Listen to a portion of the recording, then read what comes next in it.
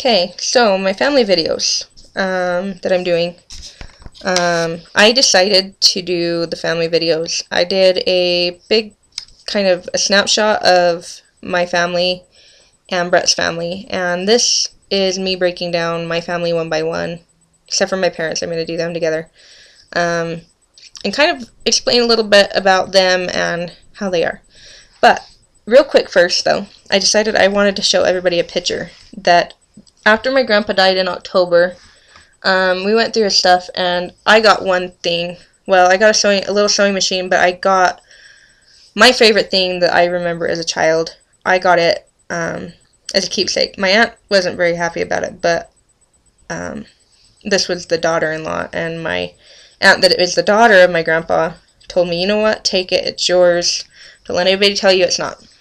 So, this is a picture. I'm going to show you right here. That picture right there is a picture of my grandparents in the top center, and each of my cousins as babies and as updated pictures. Of course, the updated pictures are from when I was 3. So that tells you how long ago they were updated. It's amazing the things that you can find out about family when you research. But I just wanted to show that picture because that is a big thing for me. Obviously, it's hanging in my living room. Sorry. It's one of the things I haven't taken down yet for our move. It'll be probably one of the last. So, I guess I can start with my parents. They were both born in 52. My dad was born February 16th. My mom was born September 28th of 1952. My dad has 2 brothers and a sister. He's got an older brother, an older sister, and then him, and then his baby brother. My mom has 2 older brothers. Then she was the first of her dad's biological children. She had the 2 older brothers are stepbrothers, or half-brothers. Half-brothers. I always get those confused. Then she was born, and then she's got 2 brothers younger than her, and then I think she's got her 2 sisters, and then her baby brother. Don't see her family a whole lot, just occasionally. Of course, we don't see my dad's family much either. My dad was born to Vernon Lois, that's who's in the big picture up there. And my mom was born to Margaret and Dean. Hence, Margaret from my daughter and Dean from my son. Margaret Hannah and Michael Dean. Both got named after their grandparents. My parents kind of went to high school together, but my dad was in the Navy for a while. Didn't graduate high school. They got married right out of high school. They graduated in May or June and got married in August in 1970. They've been married 42 years next August. They have 6 kids and 2 angel babies in heaven from twins between me and my baby sister. The interesting thing about my mom is they were trying to conceive when they conceived my oldest sister, because they were married for 8 years before they had her. They were married in 70, and my oldest sister was born in 1978.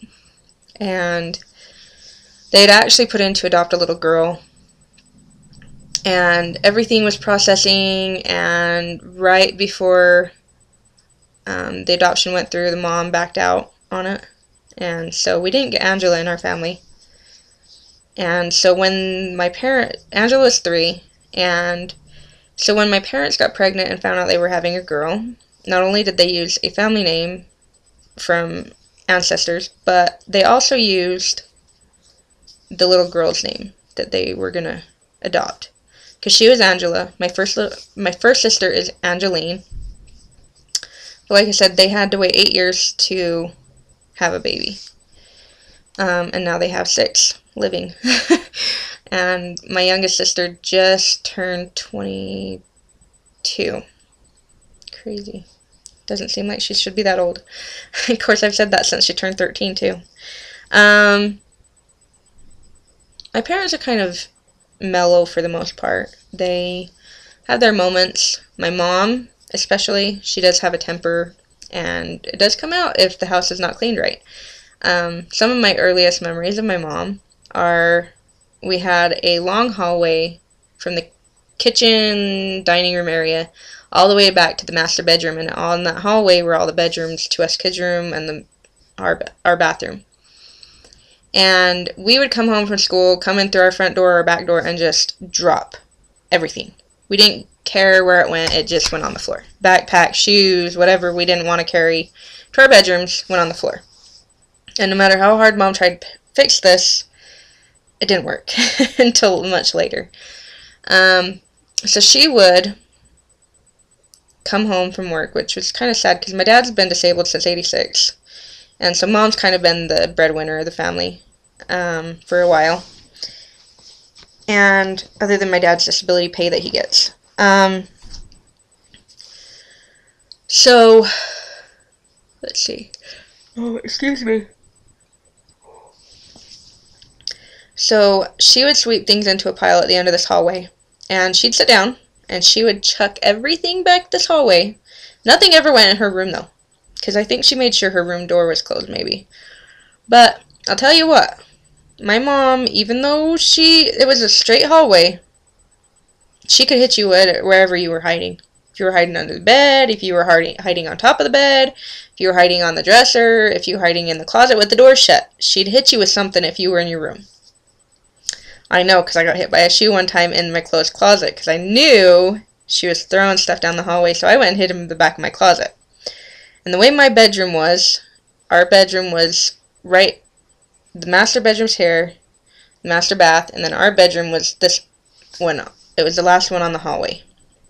And you would go into our room, and our closet lined the whole back wall of our room up against the bathroom. So she chucked the shoe, and it came in the room. I had both of the sliding glass doors closed on my closet, and the shoe still came in the closet somehow and hit me. Don't know why, don't know how, but it did. So Mom had this thing about keeping it clean. She was a professor at the local college here for a while, and then they shut down her program. She went over and worked at the high school over north of here as a career counselor until they shut down that program, and then here and there she did little jobs. She's an accountant, so she did taxes. But after she was diagnosed with fibromyalgia, she quit working and decided to retire. My dad convinced her to retire and not work. Therefore, I spent the last 3 years of my high school traveling, pretty much, which was great in a way. It had its moments. My dad is a different story. He is very closed.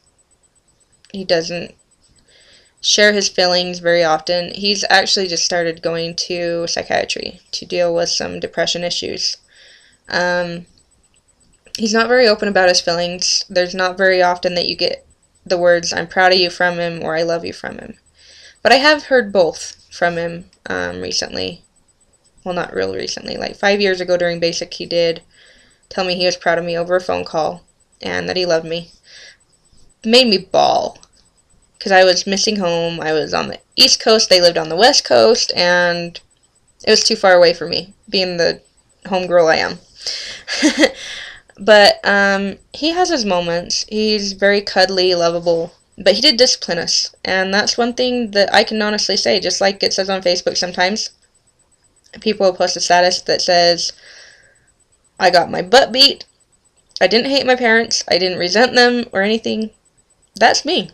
I got my butt beat. He had a leather belt. He had a pocket knife he'd have us go cut willows with, and my mom had a wooden paddle that she used that said Mom's hand on it. But we grew up good, and we were disciplined, and I'm sorry, that's the way it is. But that is my parents in a little nutshell. They're amazing. They did good by me and my siblings. So, here's to Mom and Dad. Love you guys.